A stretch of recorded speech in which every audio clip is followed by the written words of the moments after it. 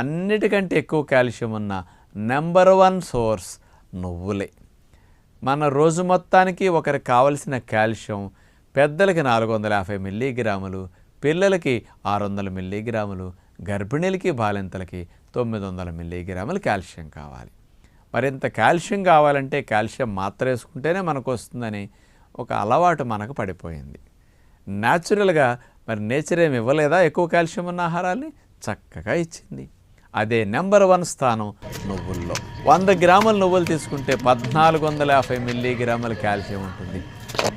అంత నిమ్మకాయ సైజు, పెద్ద నిమ్మ సైజు అంత నువ్వులుండ తింటే డే మొత్తానికి కాల్షియం వెళ్ళిపోతుంది.